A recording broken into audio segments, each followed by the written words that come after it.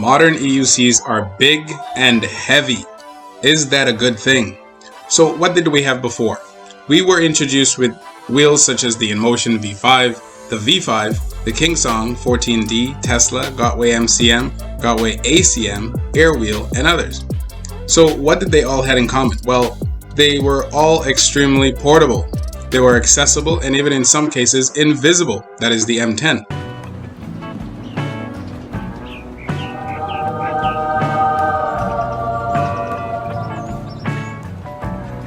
At the time, they all served their purpose, a last mile device to complement your automobile. So example, if you lived in a city but had a hard time finding parking, that was your solution, the EUC. And yes, we had scooters, bikes, but these were not light, and definitely in the case of bikes, were not motorized. But the best part with these newcomers is that they could be parked or stored practically anywhere. So here's the good. The good is they helped introduce the world of portable vehicles to the world of EUCs in a safe manner. Okay, so they did that safely. If you lived 10 minutes from work, then why wouldn't you take your mini EUC, which you could bring into the store and place it inside your cart where no one would even notice? These were fun times. These units were safe, slow, and extremely underpowered. As they became more and more popular in the world, naturally, heavier riders became interested as well, which created more interest in this new mode of transportation. Now, simultaneously, riders with an appetite for speed naturally grew another appetite for range, which brings us to what we have today. Today, we not only have speed and range, but we now have weight and a whole lot of new riders excited to jump onto the EUC train, which seems to have no brakes at all. Okay, that is the train. These new riders are enticed possibly as a side effect of manufacturers attempting to satisfy the needs of more experienced riders, who for the most part are setting the trend of what an acceptable EUC is.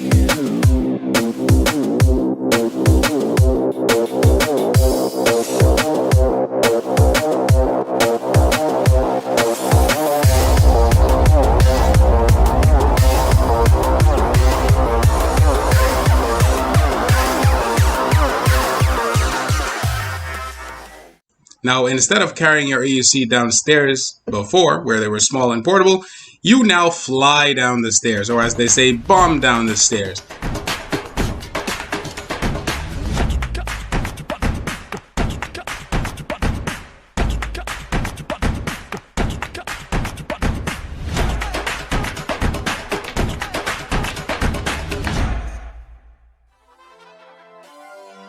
And now, instead of the last mile device, you ride the entire 24 miles to work and back and go on a 50-mile group ride after that. So now that becomes your vehicle.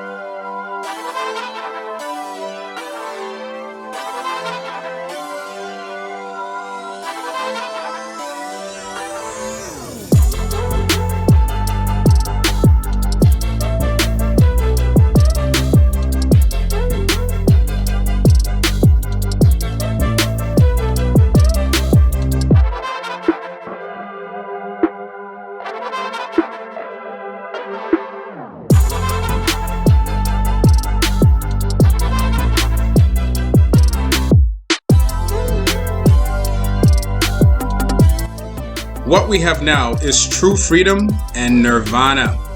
But is this good? Today, modern EUCs are big and heavy. Is this something we need to get used to? Let's talk about it.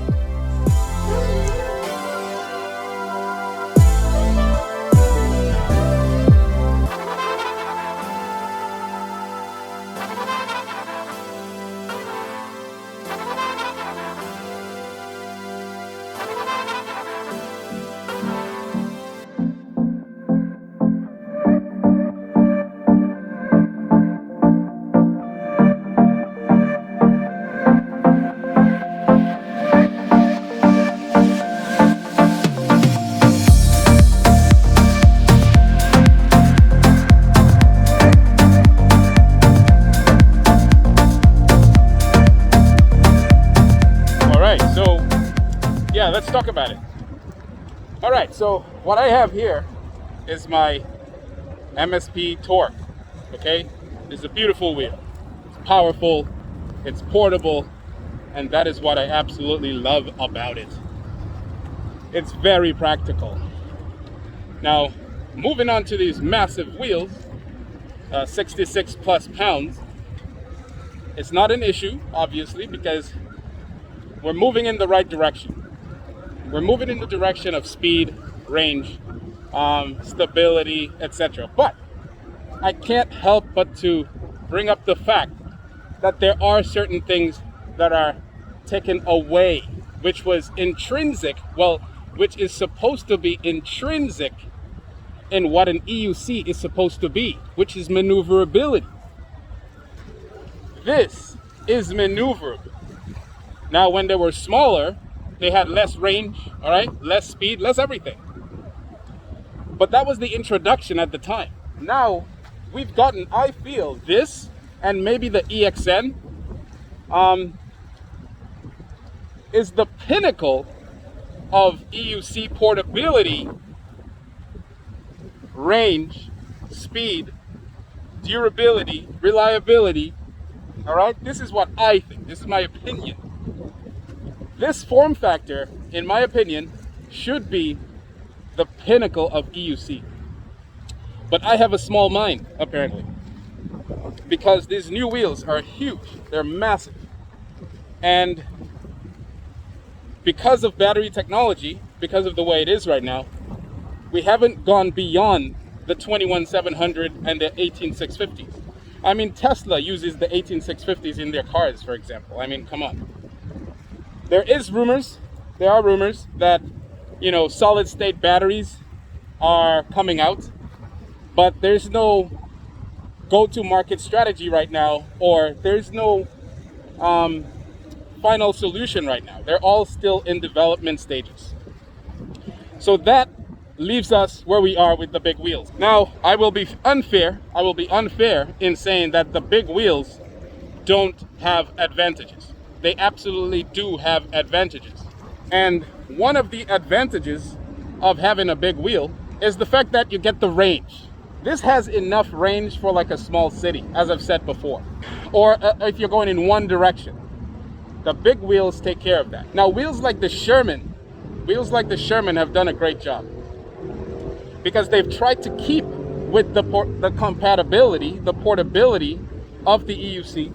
They've really tried to do that, and I commend them for that. I commend them for trying, because they really wasn't trying to release a massive wheel, but they did release a wheel that is comparable to this in size.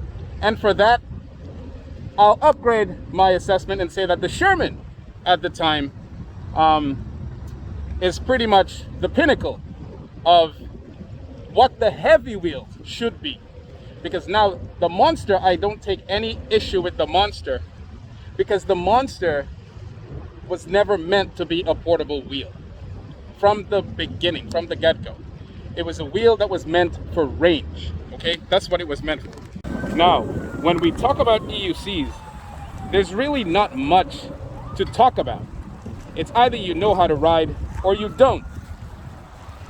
There's a lot of gray areas, like in between not knowing and knowing how to ride. For example, your skill set. That's another variable. But it's not like bikes or scooters. You see, with scooters and bikes, it's very simple. You get on a scooter, regardless of your weight, you get on a bike, and you ride. You pedal. Or in case of motorized scooters and bikes, you turn the throttle, and you move. If you want to brake, you hold the brake. It's very simple. You see, with EUCs, in that sense, it's not simple. It is the only wheel, besides the one wheel that I know of, where your body weight is used to accelerate, maneuver, brake. These three factors, maneuvering, braking, and accelerating, are pretty much, for me, the determining factor of whether an EUC is good or bad. The heavy EUCs take all of that away for new riders and probably moderate riders. Now, kudos to the more experienced riders out there, because they've developed and devised many ways in order to stop massive EUCs. Now, that's cool. I like that. That's cool. But it still does not take away from the fact that if you're in traffic, which is pretty much why these big wheels exist, they exist to keep up with traffic. They exist to get us to our furthest destination that we possibly can. They exist for these reasons. And they also exist so that we can carry as much as we can. I mean, for this, I'm always concerned about what I'm carrying because I'm not trying to compromise my range. But the most important thing to take away with the heavy wheels, that is from the Sherman all the way up to the Hero, which is really not a fast wheel, but it's a heavy wheel, is that you take away the fun factor. Or do you? Or do you?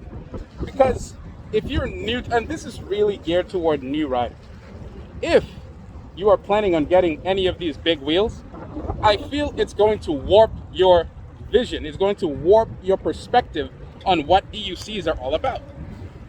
I have at least a handful of people, okay, that I've encountered who were unhappy with the purchase of the Sherman the first time it came out. Now, this is a handful. I don't know how many there are actually. I know of one guy who's purchased the Sherman as his very first wheel, and it's still chilling in his house. It's still brand new, and it's almost been, I don't know how long it's been, but it's been a while. Now, if he had purchased something like the 16X, would that wheel have been sitting in his house? No, it would not have been sitting in his house. He would have had more determination, more of an enthusiasm to go out there and try to learn. But instead of trying to learn, instead of literally taking in what it means to have an EUC, he now has to contend with its weight. He now has to contend with the maneuverability, because the Sherman, what you get when you first get it, is the knobby tires. For a new rider, that is the most discouraging thing in the world, unless you're determined. This is what I usually say to new riders. If you want to learn how to ride an EUC, because they come to me and they say, hey, can you teach me how to ride? I say yes. They ask me, what do you need? I don't even mention gear. I don't even mention a wheel. You know what I mention? Bring your enthusiasm. Bring your determination. That's what I tell them. Bring those things and the sky's the limit. Because it is the limit. You can't go beyond the sky. But anyway, my qualm with the big wheels is that it's not that I disagree or hate the big wheels. I think some people are misinterpreting what I'm saying. I'm not disagreeing with big wheels. Big wheels are awesome because they give you more of what you need. But I feel that I need to address this to new riders, to people who are on the hype train to get these amazing monsters, so that they don't end up hurting themselves, so that they don't end up making it look bad for us. A lot of you say, why are you riding so fast in traffic? Why do you do this? Why do the New Yorkers do that? Okay, fine. They're doing all these things, but a lot of these guys, believe it or not, a lot of these guys are skilled. It doesn't mean that they can't experience crashes, which they have. But my point is this: the train is already moving with the experienced riders. Now you have new riders who come on board, jump on these massive wheels, and experience worse things. And it's not things that they could escape. because they don't know the fundamentals of riding. That is the point. So what am I saying? What's this rant about? It's not really a rant, but what is this about? When a wheel comes out, a manufacturer or the distributor should say, and Ewheels, I love Ewheels for this. When you go to Ewheels website, it says entry, mid-level, advanced. I like that. I like that a lot. And recently, we have been doing that too. A lot of reviewers, EUC reviewers, have actually been doing that. They've been saying, I don't recommend this wheel to new riders. We were all once new. Those of us who are really good at riding were once new. And it's not our obligation to tell these new riders what wheels to stay away from or what wheels to go into. But I feel it is incumbent on us to do it. Because how are they going to know? They're not going to know. They're just going to think, this is a new wheel. I have the money. I can buy it. Let me buy it. They buy it and boom. Anyway, maneuverability is very important. For me, riding in traffic is the most beautiful experience I can ever experience. Because this wheel is so light for my experience level that traffic does not really bother me. There are times where cars tend to move in ways that are unpredictable. You cannot expect the car to think about you, about a bicyclist, about a motorcycle, about another car, about a pedestrian, about an animal, about a debris, about the traffic light, about the speed limit. I mean, there's so many things going on in the mind of people who drive cars. That's the last thing you want them to worry about, is an EUC rider who doesn't know how to ride his first massive EUC. Don't buy a massive EUC if you're new. Don't do it. Fine, do it. Then park it. Buy it and then park it. Because you need to be able to make instantaneous decisions. And these instantaneous decisions need to be matched with the size and weight of your wheel. If a car is coming toward you or left or in the wrong lane, for example, some cars, you go this way and they want to take a left, but you're in that lane that they want to take a left, that they're crossing. If you're blazing, all right, obviously new riders won't be blazing, but if you're riding fast, if you're a moderate rider and you're riding fast and that car is cutting across, but they didn't see you, what are you going to do? Are you going to slam into that car? Don't get me wrong, this can also happen with experienced riders, but my point is this. We can reduce the chances of such things happening if you will just buy a wheel that is light, inexpensive, gain the experience, which is over 200 miles of riding. For what I say, when I buy a wheel, I always say, ride your wheel for at least 200 miles. 200 to break it in. Ride it for the first 200 miles with your gear so you get to know the wheel. If you're not experienced, ride it away from traffic.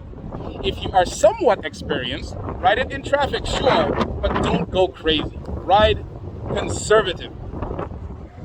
If you're very experienced, I got nothing to say to you. You do what you want. Anyway, braking is very important. The weight of the wheel is directly proportional to how much you're able to stop the wheel in a given amount of distance. And here's the thing. It's not just distance. It's your ability to anticipate, are you going to need to stop given the distance? You have to anticipate, is this car going to do what it's going to do? And how much time do I need to give myself to make that decision to even start to stop? Do you understand what I'm saying? Most people, when they're on bikes, for example, they're in la-la land. Because on a bike, you don't care. You're just riding along. People are supposed to see you. There are bike lanes put there for you. But with EUCs, it's different. Everything has to be done ahead of time. You see a pedestrian over there? You have to anticipate, what is this person capable of doing? What is this car capable of doing? What is this truck capable of doing? These are things that constantly have to go through your mind. And as a result, you have to anticipate your response. When you do that all in your mind, you now then have to take into consideration the amount of skills that you've acquired over the times, and determine whether or not you're able to stop or make that decision in a split time so that you don't end up crashing into that object. There are times where I've encountered cars who, for some reason, they decide not to turn on their signals. And I have to make a mad dash. I see it coming, but when it comes, it's the reality. So my mind goes quickly. I know that the sidewalk exists, okay? So what I do, I think ahead, I look at the person, and then I make my way toward the sidewalk. So sometimes, for example, the road might not be enough. In Boston, where I live, the roads are like this. It's two-way, okay? One direction, up direction. And then on both sides, there are cars parked on the streets in the bike lane. So there's really no bike lane in certain parts. Then you have the sidewalk. So I also take into consideration that the sidewalk is my escape route. For semi-trucks, when they run out of brakes, there is something called a ramp that they go to. It's filled with gravels and everything. So what they do is they go into this ramp and it goes up a hill in order to break down their speed. I forgot what it's called. For me, I consider the sidewalk that thing. The sidewalk is your friend. It's your safety net. Of course, there are pedestrians that walk on the sidewalk, depending on where you are. If it's the city, you don't want to be speeding in the city where people congregate anyway. But on the main roads, I use the sidewalk as my escape route for cars that tend to do ridiculous things, okay? Never be boxed in. Never be boxed in. Never feel like you're boxed in. Always find a route of escape, okay? So braking is important. Now, the benefit to having massive wheels is that they're big, so it's more stable. So if you give yourself enough time to gain experience riding, a big wheel is actually going to be beneficial for you. It's windy right now, so I don't know if you can see. You see this? It's windy. It's a lot of wind. Look at these white caps. They call it white caps, okay, on the ocean. This is white caps. It's a beautiful day, but it's very cold and very windy, okay? It is so imperative to have a wheel that is very stable while riding in the wind. But not only stable, it's also imperative to have a wheel that's powerful. So, on the Sherman, for example, even though it didn't have a lot of pickup from the start line, it had a lot of power to maintain its speed. The weight helped too, because when you're on the road and a wind gust hits you at 15 to 20 miles an hour, you do not want a wheel that's not able to handle that. The Sherman, I felt nothing. It was beautiful because I'm so used to this wheel. You see, this wheel, when I'm riding in wind gusts of like 20 miles an hour, it's really tough to ride through that wind. But the Sherman was a breeze. It was beautiful. You sit down or you crouch down in order to break that massive wind that's coming towards you so that you can be more aerodynamic. Let me stop the video here by saying this. If you're gonna get a big wheel, get your wheel. I'm not telling you what to do. I'm just speaking because, you know, these wheels are big and it's not something I can ignore. The whole point of EUC, initially at least, was to be portable. But they're no longer portable because of battery technology. So we're gonna have to deal with what we have. These wheels are mostly for mid-range to advanced riders, not new riders. If you're a new rider and you intend to get a big wheel like this KS20, then understand this. There are risks of serious damage that you could cause to yourself, like your leg and someone else, okay? Just keep that in mind.